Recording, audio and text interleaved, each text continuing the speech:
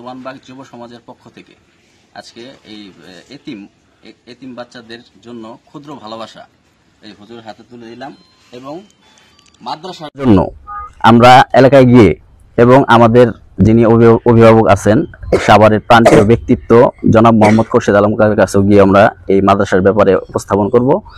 আশা করি উনি ওনার পক্ষ থেকে যতটুকু চেষ্টা করার করবে ইনশাআল্লাহ। ধন্যবাদ। আমাদের মাদ্রাসায় এই মুহূর্তে রনি ভাই নামে এক বড় ভাই আমাদেরকে কিছু হাদিয়া দিয়েছে। তার হাদিয়া পেয়ে আমরা অনেক খুশি হয়েছি। আলহামদুলিল্লাহ রনি ভাইয়ের পক্ষ থেকে আমাদেরকে কিছু অনুদান প্রদান করা হয়েছে। আলহামদুলিল্লাহ আমরা সকলে খুশি এবং শুকরিয়া জ্ঞাপন করছি রনি ভাইয়ের উপর যে আল্লাহ তাআলা তিনার বরকত বাড়িয়ে দেক এবং তিনার সমস্ত প্রকার বালা মুসিবত দূর করে দেক। আমাদের আশপাশের ওইরকম ভাবে কালেকশন নাই এবং আমাদের মাদ্রাসায় কোনো ফান্ড নাই। দেখা যায় বোর্ডিং চালাতে গেলে শিক্ষকদের বেতন দেওয়া যায় না, আবার শিক্ষকদের বেতন দেওয়া বাদ দিয়ে মাদ্রাসার জমি ক্রয়ের টাকা সংগ্রহ করলে শিক্ষকদের সংসার চালাতে অনেক কষ্ট হয়ে যায়। সব কিছু মিলিয়ে আমরা আর্থিক সংকটের মধ্যে আছি।